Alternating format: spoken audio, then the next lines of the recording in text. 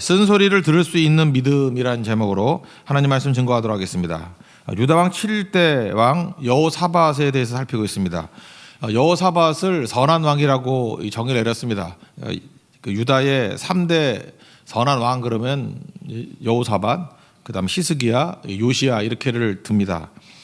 그 선한 왕이다 이렇게 얘기를 하는데 우리는 약간 좀 찜찜한 마음이 있습니다. 어제 살폈잖아요. 어제 살핀 내용을 보면은 가장 북쪽 이스라엘의 악한 왕인 아합 왕과 사돈을 맺고 큰 위기를 맞이하게 되었습니다. 그게 삶 가운데 실수도 있고 실패도 있었다라는 것입니다.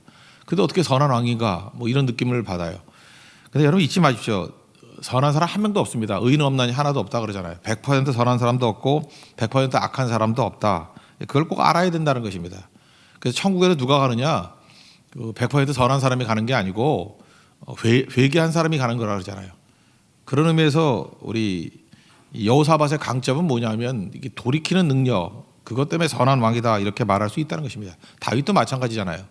간음하고 또 살인하고 교만하고 범죄했지만 돌이키는 능력이 있었기 때문에 다윗을 선한 왕 이렇게 말할 수 있다라는 것입니다.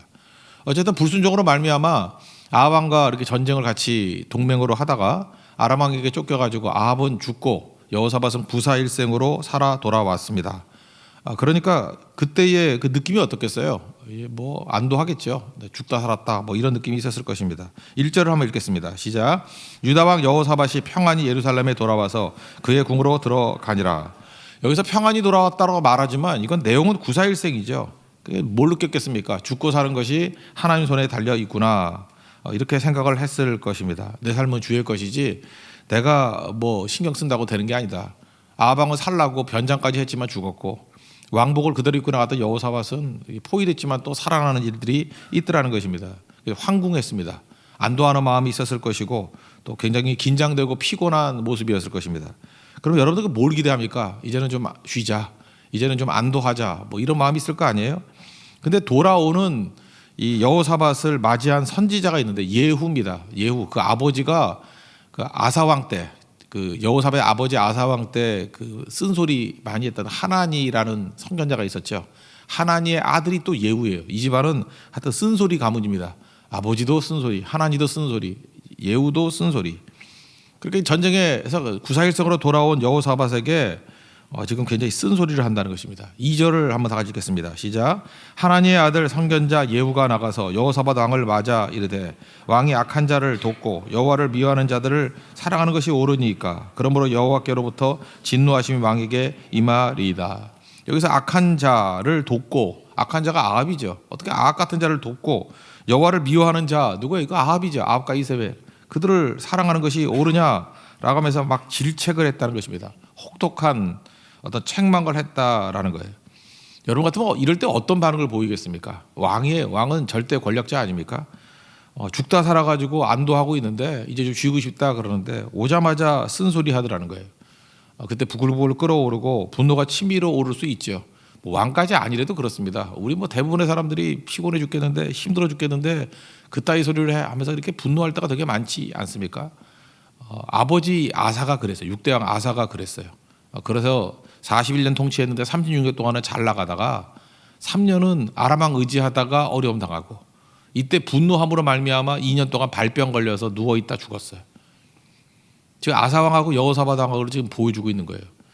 어려운 상황에서 쓴소리했을 때 하나님 말씀을 들었을 때 아사 왕은 펄펄 뛰다 죽었다. 2년 만에 죽었다. 근데 여호사밧은 다르더라는 거예요. 이렇게 피곤한 상황에서 쓴소리 할 때 이 말씀을 듣더라는 것입니다. 그러니까 이게 여호사밧이 선한 왕이 되었던 가장 큰 힘이었다라는 거예요.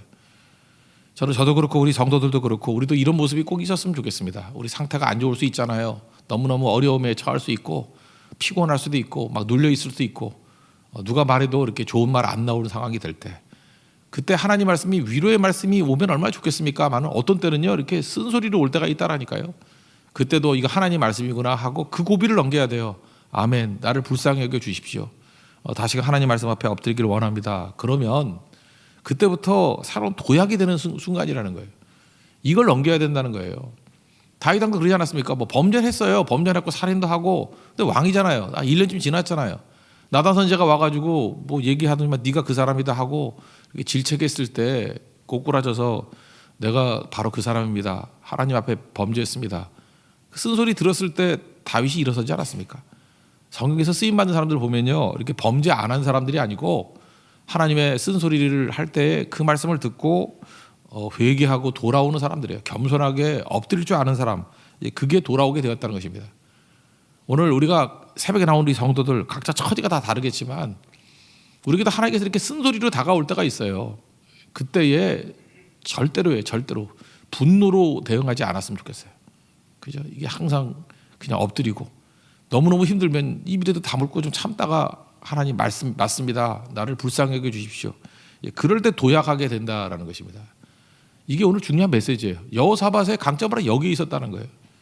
여러분 인생이 피비린내가 나는 막 그런 어려움 가운데 구사일생으로 살아났어요. 또 너무 내 인생이 처절해요. 그때에 어떻게 가혹하게 이런 상황에서 하나님께서 이런 얘기를 하나, 뭐 누가 모르나? 아무리 옳은 소리도 때와 상황에 맞아야지. 지금 그런 소리를 들을 수 있는 사람이 누가 있어? 있어요. 여호사밧 같은 사람. 그걸 들었을 때 여호사밧 된 거예요. 하나님 앞에 이것이 너무너무 중요하다는 것입니다. 저는 여기까지 가는 모습이 있었으면 좋겠어요. 하나님께서 다루실 때 한 가지로 다루지 않습니다. 예를 들어 신약에 나오는 탕자가 있지 않습니까? 누가 15장에 나오는 탕자. 탕자도 뭐 여호사밧보다 더 범죄했죠. 아버지 산 가져가지고 다 말아먹고 죄진 모습을 보이지 않습니까? 범죄하고. 근데 탕자가 돌아왔을 때는 되게 따뜻하게 맞이하죠. 그리고 기뻐하면서 맞이하고 뭐 송아지도 잡고 잔치도 벌이고. 우리는 많은 순간에 그런 것들을 기대할 때가 많아요. 물론 하나님께서 그렇게 받아주시는 경우도 많아요.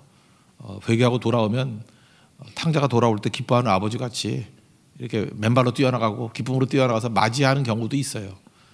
그런데 그렇지 않은 경우도 있어요. 너무 가혹하다 할 정도로, 너무 냉랭하다 할 정도로. 여호사밧이 돌아올 때 절대로 환영하는 분이 아니었거든요. 냉랭하게. 왜 그랬을까요? 이게 하나님 앞에서 지도자이기 때문에 그렇습니다. 이게 하나님 앞에서 크게 쓰임받는 그릇이기 때문에 그래요.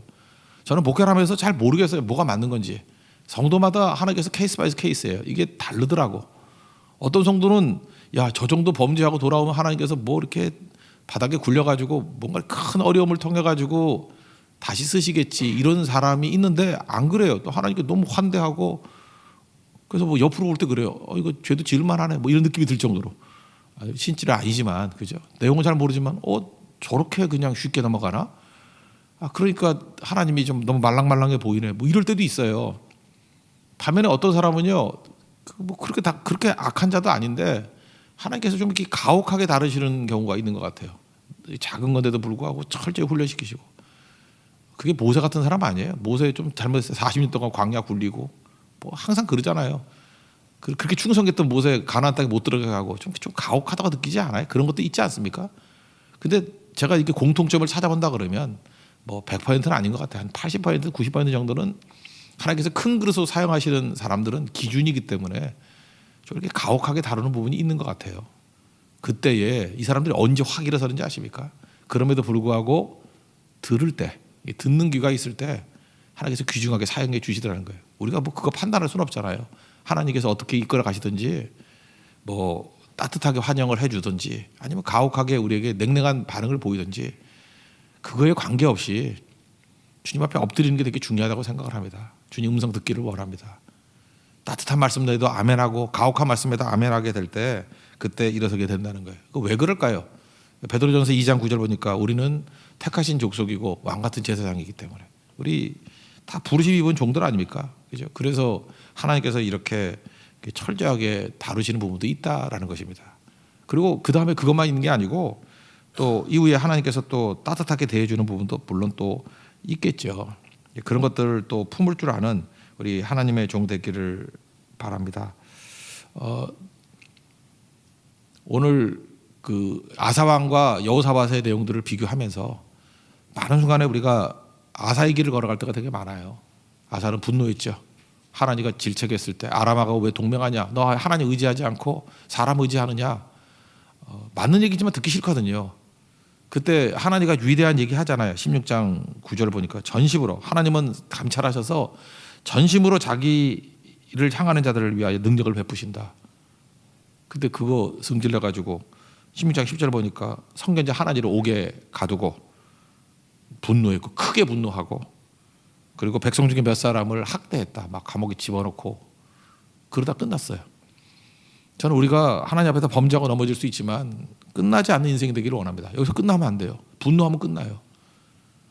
여기서 그냥 도망치면 끝나요. 하나님의 이 쓴소리 앞에 엎드릴 줄 알 때 우리 여호사밧 같은 모습들이 다 있기를 원합니다.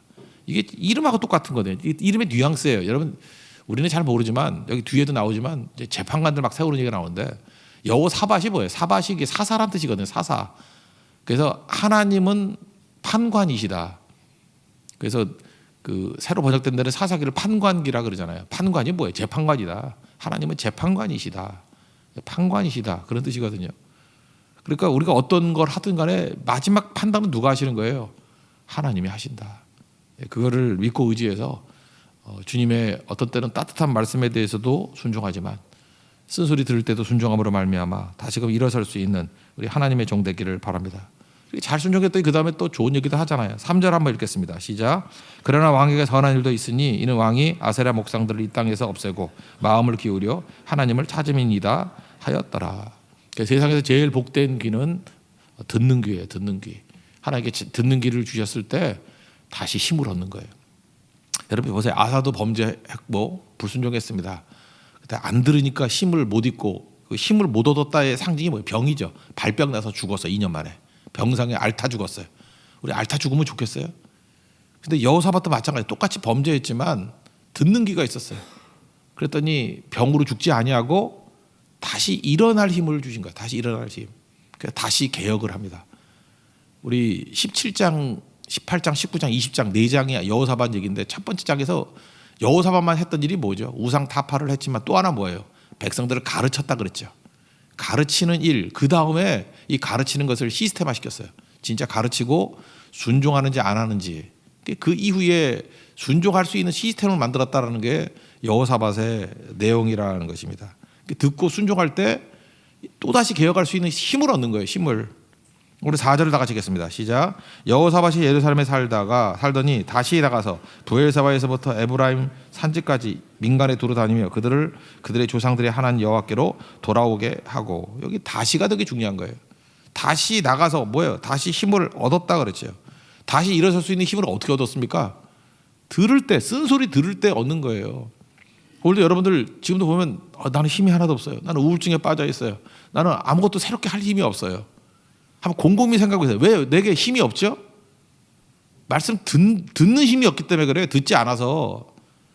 그냥 내가 골라 듣는 거예요. 내가 귀에 솔깃한 거 듣고 아닌 거는 그냥 아니다. 이렇게 힘이 쭉쭉 빠져버리는 거예요. 아무것도 할 힘이 없다고요. 근데 분노하지 아니하고 쓴소리를 할지라도 이게 하나님의 말씀입니다 하고 아멘하고 들으면요. 참 묘해요. 너무너무 괴롭고 힘들지만 다시 일어날 힘이 생기는 거예요.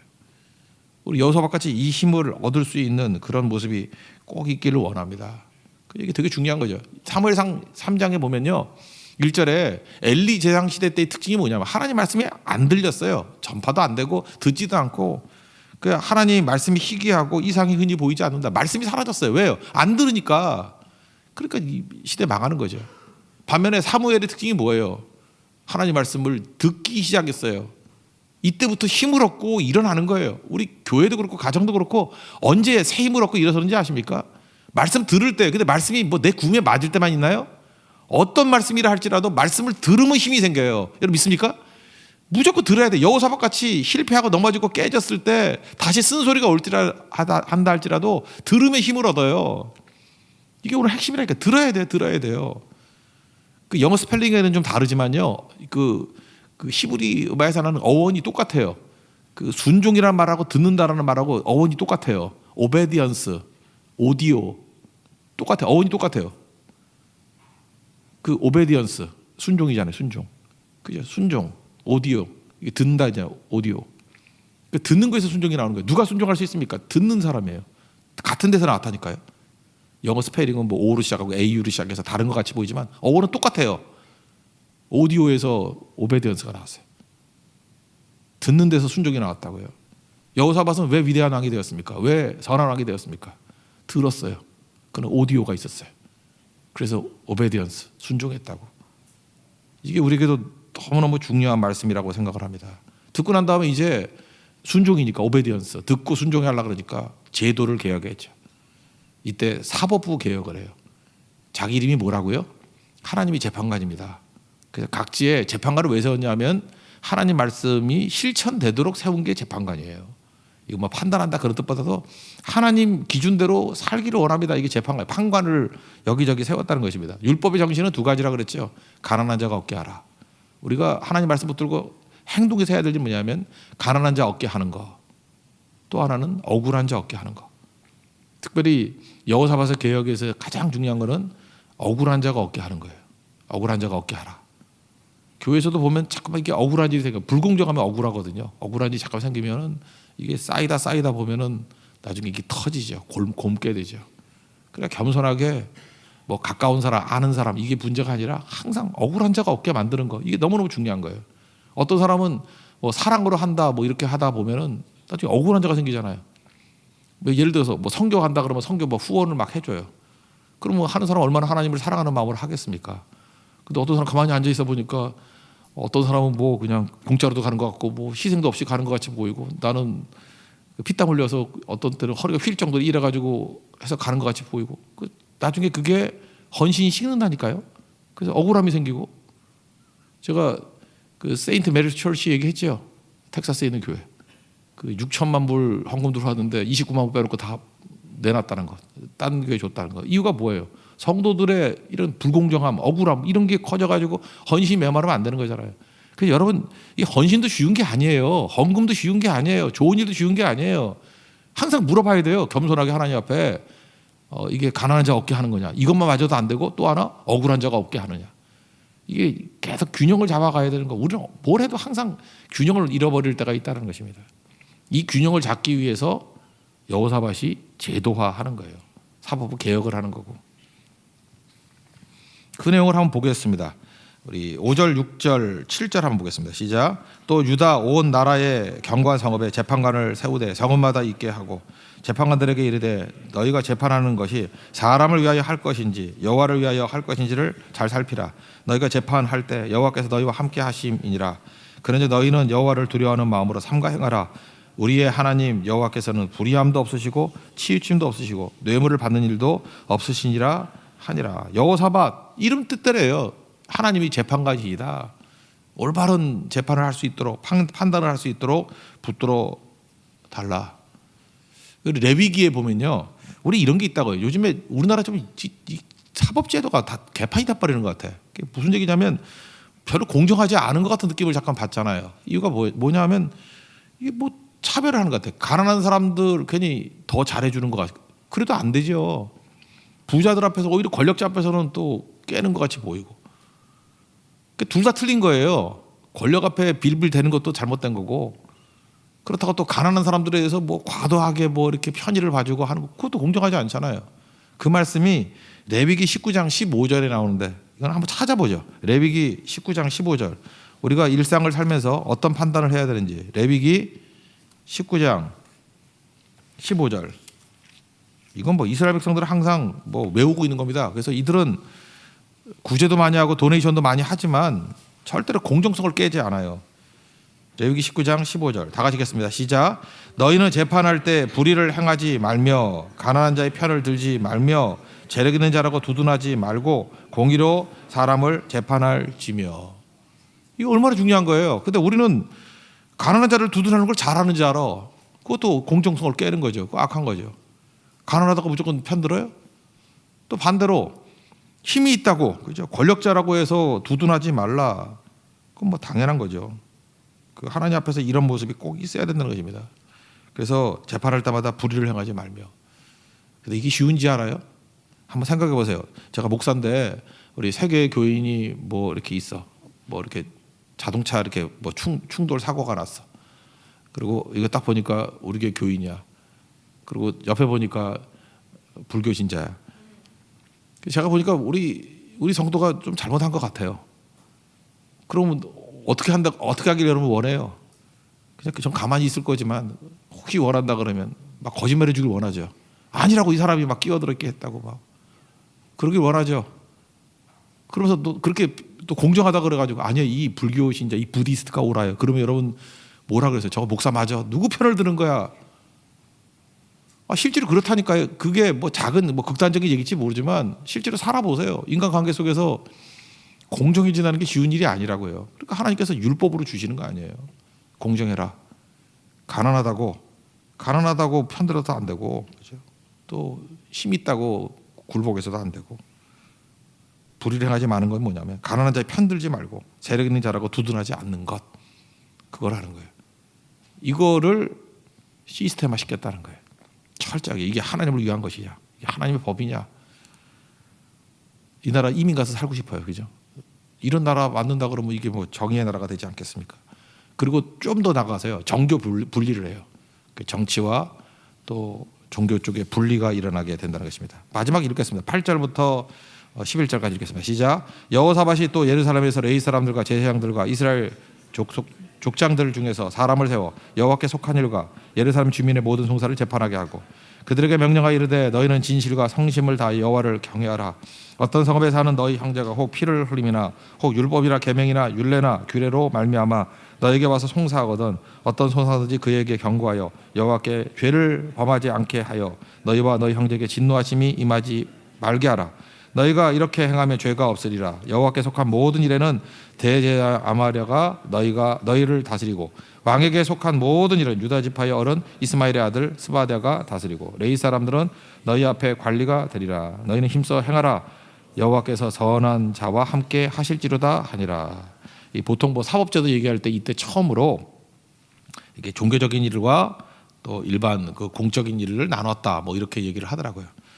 제 친구가 신학계 교수인데 또 이런 연대 법대 나온 교수가 하나 있어요. 그 친구가 이렇게 설명하더라고요. 이거하고 몇 군데가 있다고. 이렇게 판례로 해서 법에 영향을 미쳤던 성경 구절, 그런 또 책을 냈어요. 또 쫙 보니까 그런 얘기들이 나오는 거예요. 그래서 이때 처음으로 정교 분리의 시초가 되는 것들을 만들어냈다, 뭐 이런 얘기를 하더라고요. 오늘 핵심은 이겁니다. 여호사밧 선한 왕이라고 말하는 이유가 뭐예요? 상태가 너무너무 안 좋은데도 불구하고 하나님께서 어떻게 보면 가혹하게 대우해 주셨어요. 쓴소리 할 때 그거를 낮추고 겸손하게 들었다라는 거예요. 그때에 단계가 올라가는 겁니다. 수준이 올라가는 거예요. 여러분, 우리도 그런 축복이 임하기를 꼭 원합니다. 쓴소리 들을 수 있는 게 진짜 능력이에요.